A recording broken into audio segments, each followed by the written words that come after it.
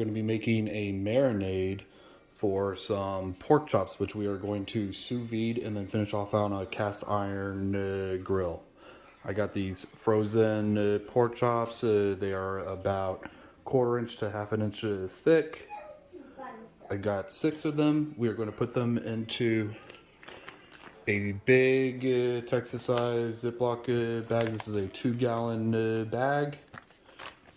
And we're going to get started. We have 8 ingredients to add to our pork chops. First, we got oyster sauce. We're going to make this a Korean themed one. Dad, what are you making? We are making pork chops, baby. Pork chops? Yeah. This is for tomorrow. We're going to marinate this overnight. Alright, so we need a good amount of oyster sauce. I'm going to add probably about 7 or 8 tablespoons of oyster sauce. Next, we're going to add some soy sauce. We are not going to be adding any salt because soy sauce is very salty, and some of these ingredients actually have extra salt in them, so extra salt is not needed. We're going to add about 4 tablespoons of soy sauce. Next, we're going to add some Korean barbecue sauce. All right. We're going to add a good amount of this. We're going to add about 10 tablespoons of this.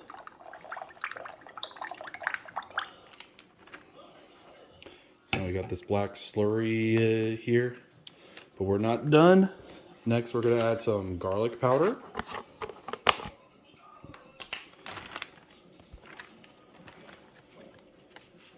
Going to add about 4 tablespoons of garlic powder. Then we're going to add some onion powder. Again, 4 tablespoons, just about.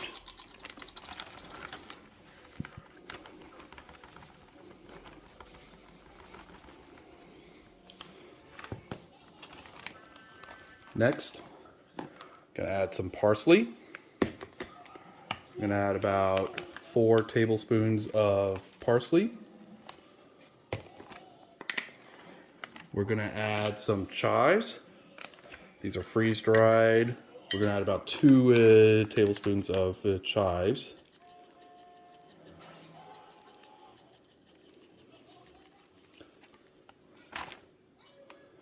And then finally, I'm going to add a couple sprigs of rosemary. Take out 2 of these here. And I'm just going to break them up a little bit. So there we go.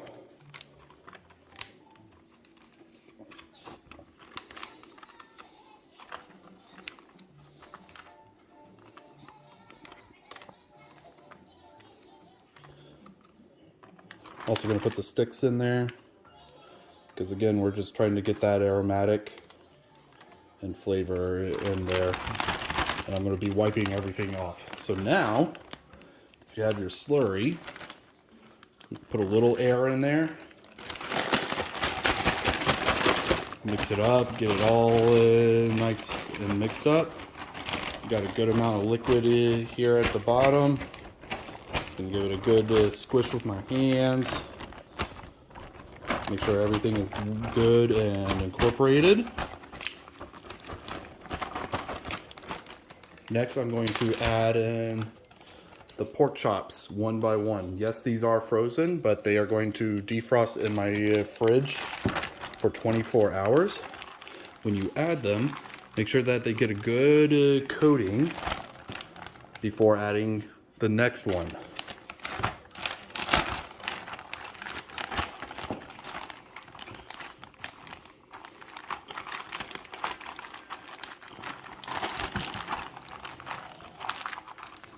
All right.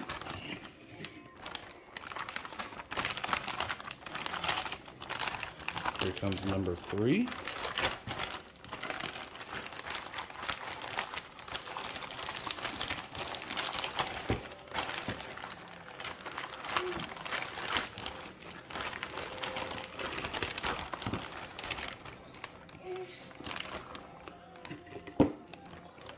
number 4.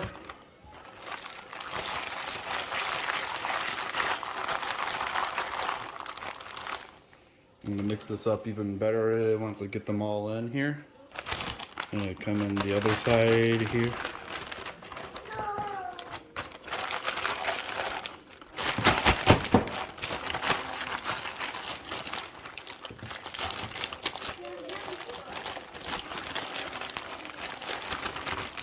Make sure they're all coated. And finally, number 6. All right, so at this point, I'm going to leave some air in here.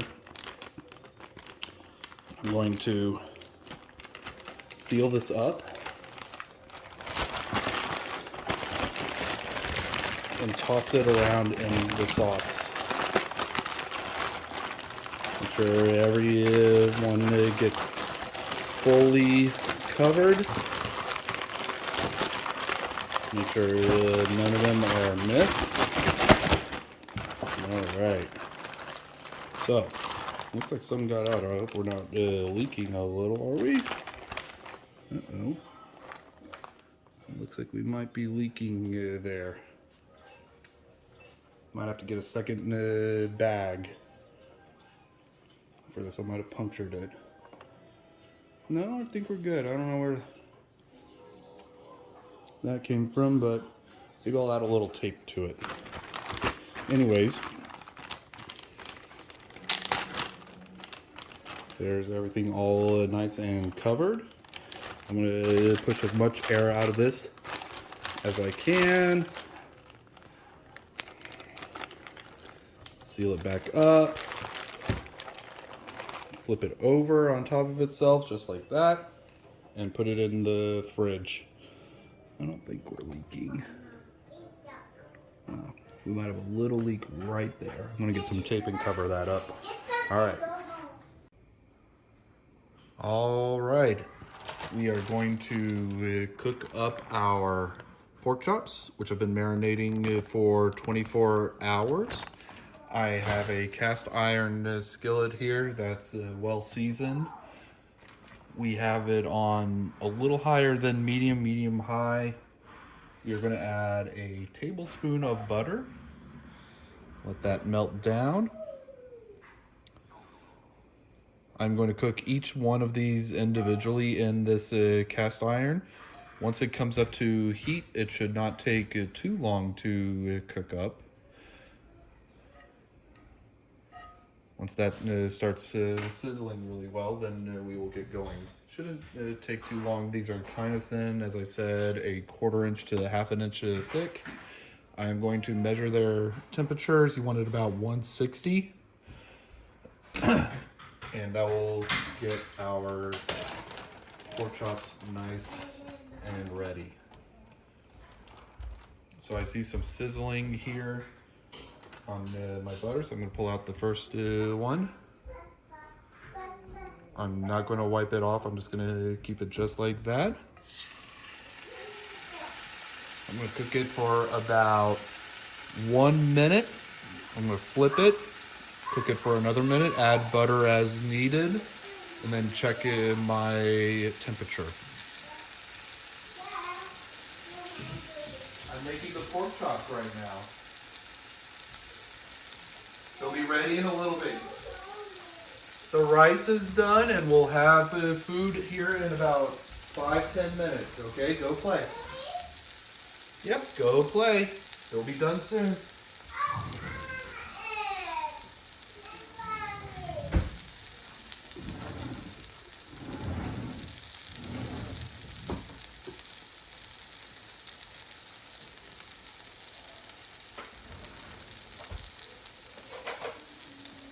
What is important with the meat is you don't want to mess with it too much so that it will develop a good crust.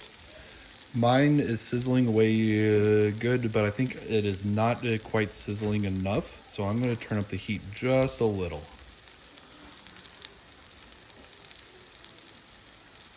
All right, let's check this side.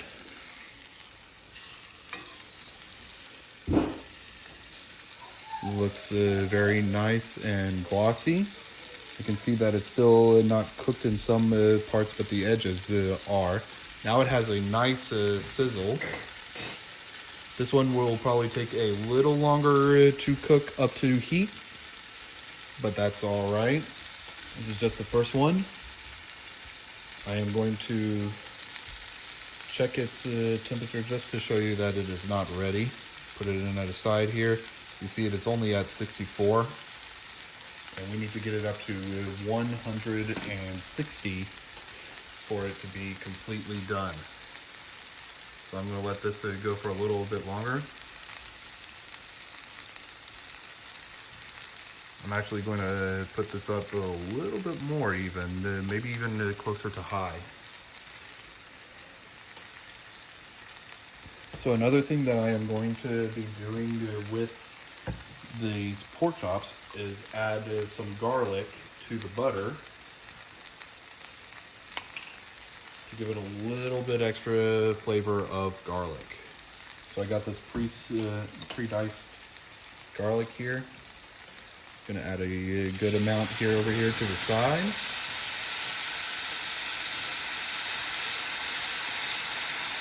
And let that fry up. Now this will burn. That's all right. We are just trying to infuse the flavor into our butter, which I'm going to add some right up on top.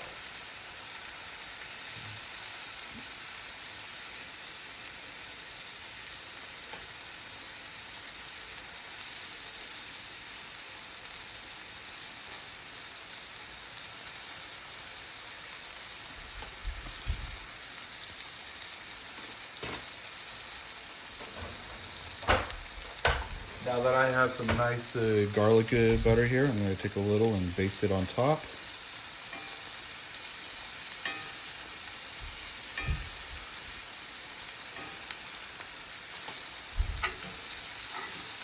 And it's all right that this is getting burnt. I'm not going to be eating this garlic. I just want the butter.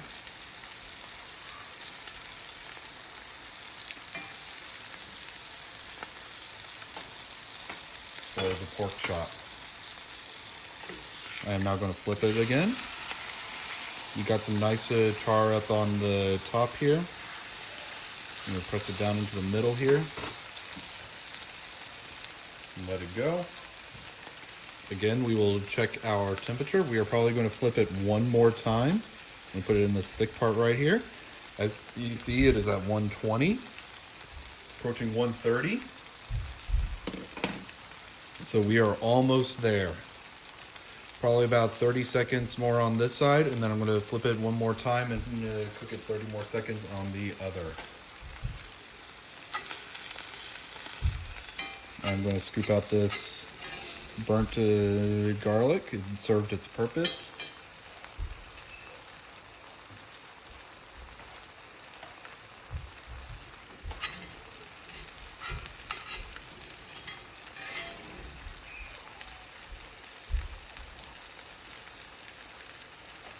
Infuse the flavor into that butter. I'm also going to come over here and get some of that on there.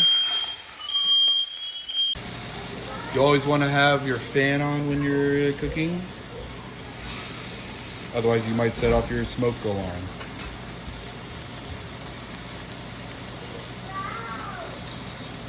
Alright, let's check our temperature. We're at 145, 150, so we still have a little bit more to go. We're going to cook it another minute here, and then move on to the next one.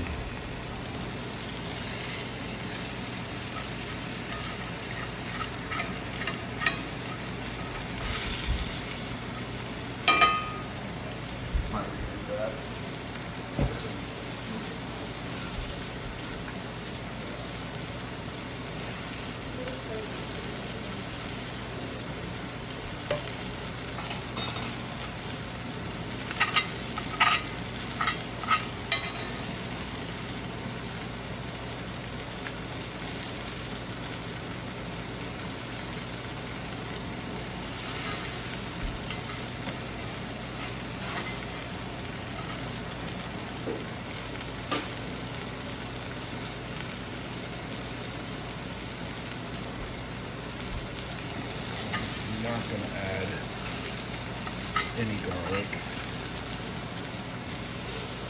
God damn it.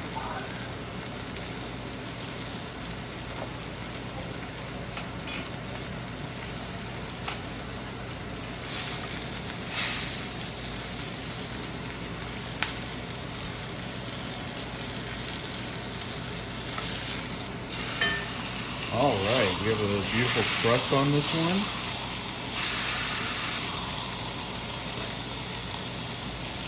Go in here one more time with the temperature check. 153, 154. We are just about there, just a moment more, and we're going to pull this off.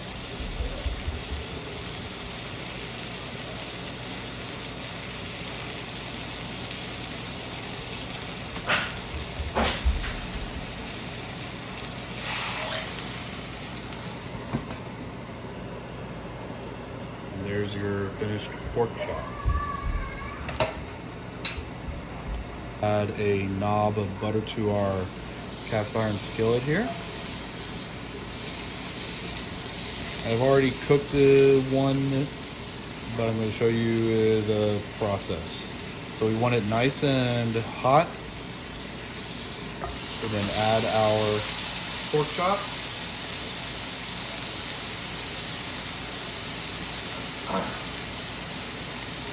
We're going to let it cook on this side for a couple of minutes. You always want to have on your fan to get any smoke so your smoke alarm does not go off.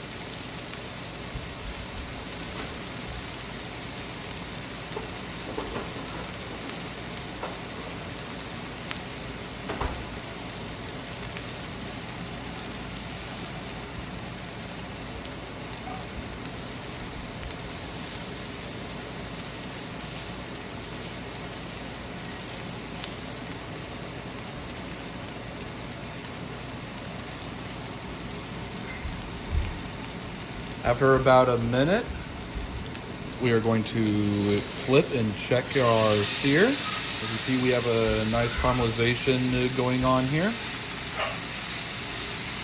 And then going to check our temperature. We are aiming for 160 as our temperature for pork chops.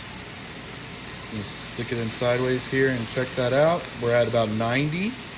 So we still got a ways to go, but it will heat up really quick in this skillet here.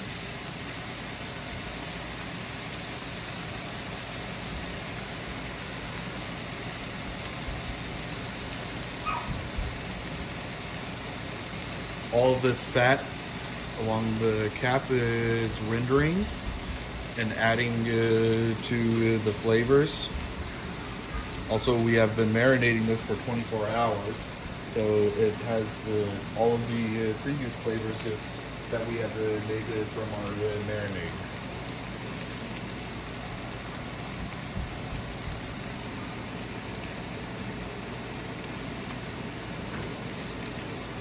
All right, I'm going to flip it again. See how nice that looks? We are going to flip it one more time. In about a minute. Again, I will do another quick check of our temperature. Right here it's showing 60, 70, oh there we go, 80. Let me put it in here, 90. Yeah, we're about 90 still.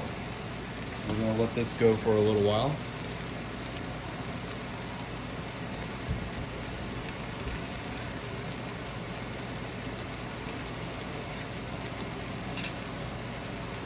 Here you can see a finished one. You know, and put it down here so the camera can see it. It is nice and juicy and full of flavor.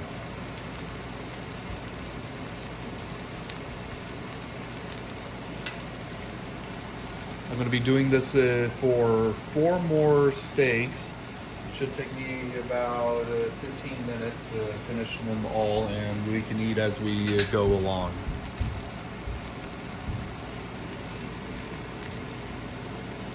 All right, let's flip it one more time. Look at that beautiful bark on there. looking really nice. Again, as I said, I'm going to check the temperature. Still at 90, so we're going to let this keep going.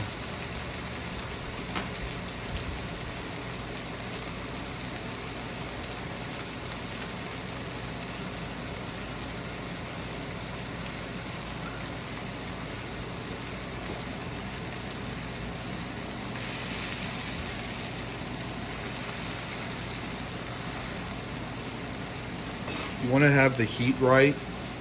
Ours is at a medium to medium high. If you have it too high, it will burn too quickly and not cook the insides and render off too much fat and make it smoke.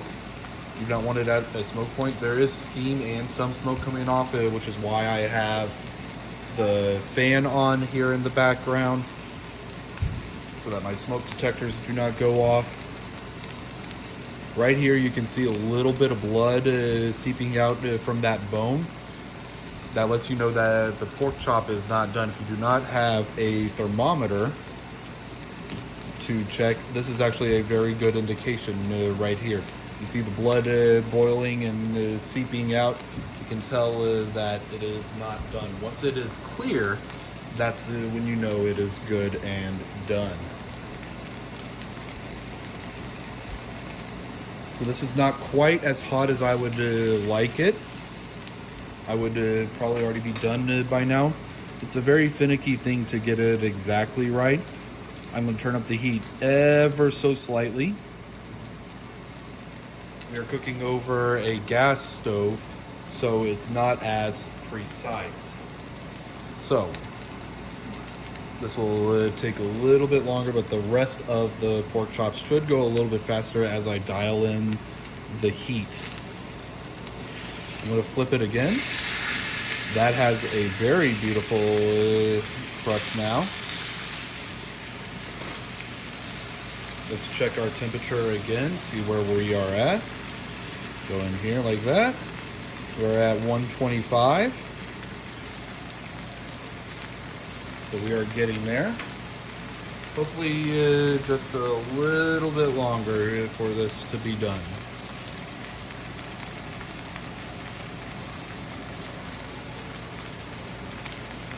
These are thicker pork chops. These are from a butcher. When you buy it directly from a butcher, you can buy in bulk, and it is generally cheaper and fresher. Go and look and see where a local one is. If you live in the city, you might have to drive out of the city a little bit, but it's usually worth the drive because you can get a large amount stored in your ice chest and cook it for up to 6 months to a year, and it will be perfectly fine.